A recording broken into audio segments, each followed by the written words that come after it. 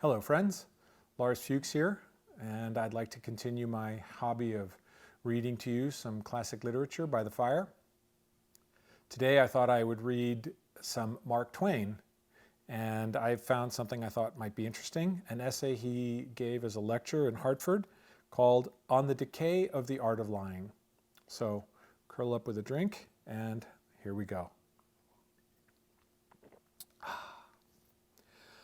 On the Decay of the Art of Lying. Observe, I do not mean to suggest that the custom of lying has suffered any decay or interruption. No, for the lie as a virtue, a principle, is eternal. The lie as a recreation, a solace, a refuge in time of need, the fourth grace, the 10th muse, man's best and surest friend, is immortal and cannot perish from the earth while this club remains. My complaint simply concerns the decay of the art of lying. No high-minded man, no man of right feeling, can contemplate the lumbering and slovenly lying of the present day without grieving to see a noble art so prostituted.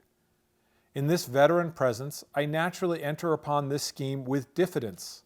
It is like an old maid trying to teach nursery matters to the mothers in Israel.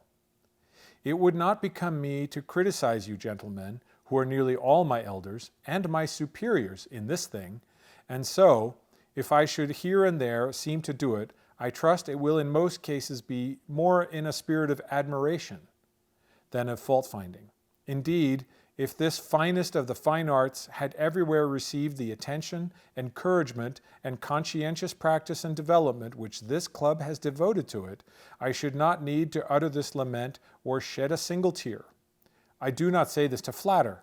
I say it in a spirit of just and appreciative recognition. No fact is more firmly established than that lying is a necessity of our circumstances. The deduction that it is then a virtue goes without saying. No virtue can reach its highest usefulness without careful and diligent cultivation. Therefore, it goes without saying that this one ought to be taught in the public schools, at the fireside, even in the newspapers. What chance has the ignorant, uncultivated liar against the educated expert? What chance have I against a lawyer? Judicious lying is what the world needs. I sometimes think it were even better and safer not to lie at all than to lie injudiciously. An awkward, unscientific lie is often as ineffectual as the truth. Now let us see what the philosophers say. Note that venerable proverb, children and fools always speak the truth. The deduction is plain. Adults and wise persons never speak it. Parkman, the historian, says, quote, the principle of truth may itself be carried into an absurdity, unquote. In another place in the same chapter he says, the saying is old that truth should not be spoken at all times, and those whom a sick conscience worries into habitual violation of the maxim are imbeciles and nuisances.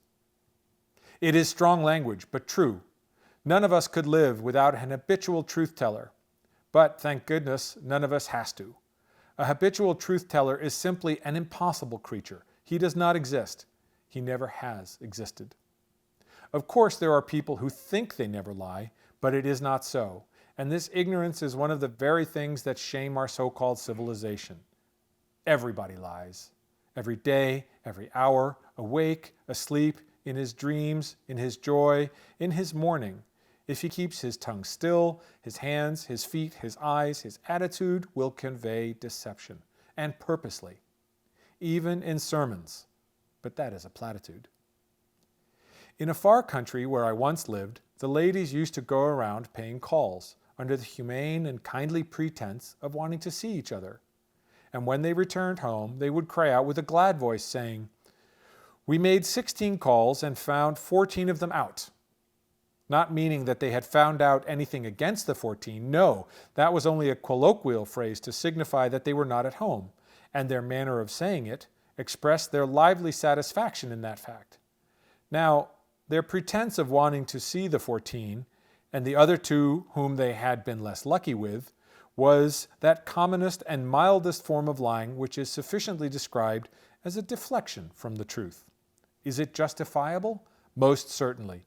It is beautiful, it is noble, for its object not to reap profit, but to convey a pleasure to the 16. The iron-souled truthmonger would plainly manifest, or even utter the fact, that he didn't want to see those people, and he would be an ass and inflict a totally unnecessary pain. And next, those ladies in that far country. But never mind, they had 1,000 pleasant ways of lying that grew out of gentle impulses, and were a credit to their intelligence and an honor to their hearts. Let the particulars go. The men in that far country were liars, every one. Their mere howdy-do was a lie, because they didn't care how you did, except they were undertakers. To the ordinary inquirer, you lied in return, for you made no conscientious diagnosis of your case, but answered at random, and usually missed it considerably. You lied to the undertaker, and said your health was failing, a wholly commendable lie, since it cost you nothing and pleased the other man. If a stranger called and interrupted you, you said with your hearty tongue, "I'm glad to see you," and said with your heartier soul, "I wish you were with the cannibals and it was dinner time." When he went, you said regretfully, "Must you go?" and followed it with a "call again." But you did no harm, for you did not deceive anybody nor inflict any hurt, whereas the truth would have made you both unhappy. I think that all this courteous lying is a sweet and loving art, and should be cultivated. The highest perfection of politeness is only a beautiful edifice, built from the base to the dome of graceful and gilded forms of charitable and unselfish lying. What I bemoan is the growing prevalence of the brutal truth. Let us do what we can to eradicate it. An injurious truth has no merit over an injurious lie. Neither should ever be uttered. The man who speaks an injurious truth, lest his soul be not saved if he do otherwise, should reflect that that sort of a soul is not strictly worth saving. The man who tells a lie to help a poor devil out of trouble is one whom the angels would doubtless say, "Lo, here is an heroic soul who casts his own welfare into jeopardy to succor his neighbor." Let us exalt this magnanimous liar.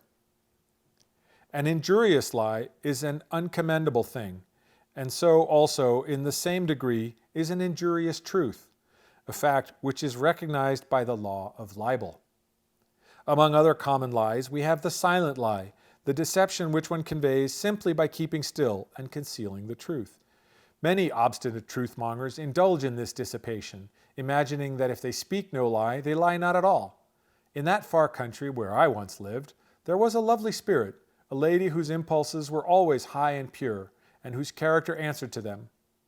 One day I was there at dinner and remarked, in a general way, that we are all liars. She was amazed and said, "Not at all.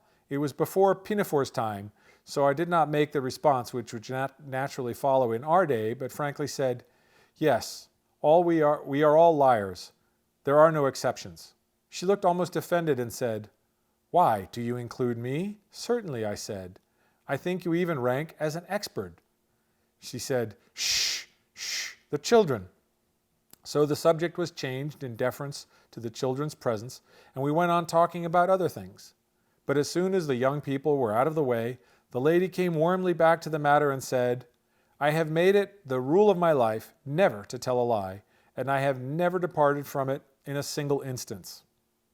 I said, 'I don't mean the least harm or disrespect, but really you have been lying like smoke ever since I've been sitting here. It has caused me a good deal of pain, because I'm not used to it.' She required of me an instance, just a single instance, so I said, 'Well, here is the unfilled duplicate of the blank, which the Oakland hospital people sent you by the hand of the sick nurse when she came here to nurse your little nephew through his dangerous illness. This blank asks all manner of questions as to the conduct of that sick nurse. Did she ever sleep on her watch? Did she ever forget to give the medicine? And so forth and so on. You are warned to be very careful and explicit in your answers, for the welfare of the service requires that the nurses be promptly fined or otherwise punished for derelictions. You told me you were perfectly delighted with that nurse, that she had 1,000 perfections and only one fault. You found you never could depend on her wrapping Johnny up half sufficiently while he waited in a chilly chair for her to rearrange the warm bed. You filled up the duplicate of this paper and sent it back to the hospital by the hand of the nurse. How did you answer this question? Was the nurse at any time guilty of A negligence which was like to result in the patient's taking cold? Come. Everything is decided by a bet here in California. $10 to 10 cents you lied when you answered that question. She said, I didn't. I left it blank. Just so. You have told a silent lie. You have left it to be inferred that you had no fault to find in that matter. She said, oh, was that a lie? And how could I mention her one single fault? And she so good. It would have been cruel. I said, one ought always to lie when one can do good by it. Your impulse was right, but your judgment was crude. This comes of unintelligent practice. Now observe the result of this inexpert deflection of yours. You know Mr. Jones' Willie is lying very low with scarlet fever. Well, your recommendation was so enthusiastic that this girl is there nursing him, and the worn-out family have all been trustingly sound asleep for the last 14 hours, leaving their darling with full confidence in those fatal hands, because you, like young George Washington, have a reputation. However, if you are not going to have anything to do, I will come around tomorrow and we'll attend the funeral together, for of course you'll naturally feel a peculiar interest in Willie's case, as personal a one, in fact, as the undertaker.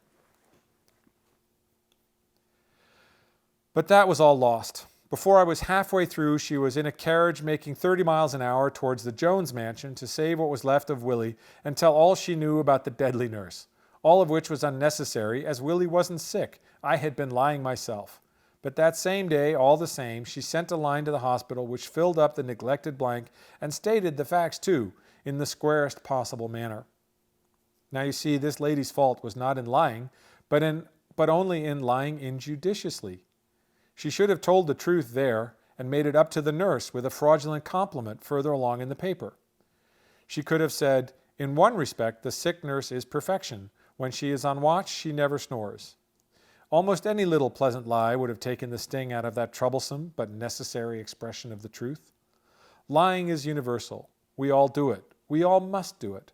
Therefore, the wise thing is for us to diligently train ourselves to lie thoughtfully, judiciously, to lie with a good object and not an evil one, to lie for others' advantage and not for our own, to lie healingly, charitably, humanely, not cruelly, hurtfully, maliciously, to lie gracefully and graciously, not awkwardly and clumsily, to lie firmly, frankly, squarely, and with head erect, not haltingly, tortuously, with pusillanimous mien, as being ashamed of our high calling. Then shall we be rid of the rank and pestilent truth that is rotting in the land. Then shall we be great and good and beautiful and worthy dwellers in a world where even benign nature habitually lies, except when she promises execrable weather. But I am but a new and feeble student in this gracious art. I cannot instruct this club. Joking aside, I think there is much need of wise examination into what sorts of lies are best and wholesomest to be indulged, seeing we must all lie, and do all lie, and what sorts it may be best to avoid. And this is a thing which I feel can confidently be put into the hands of this experienced club, a ripe body who may be termed, in this regard, without undue flattery, old masters. For your reference, this was an essay he wrote to be read at the meeting of the Historical and Antiquarian Club of Hartford and offered for the $30 prize. By the way, he didn't win the prize. So there you have it, ladies and gentlemen. I hope you enjoyed Mark Twain's On the Decay of the Art of Lying. If you have any suggestions or requests, please send them in the comments. Let me know what you think. And again, I will urge you to send me anything you may have written yourself that you'd like me to read, or go ahead and write something now that we're all in isolation. Send it to me and I'll read it. Thank you.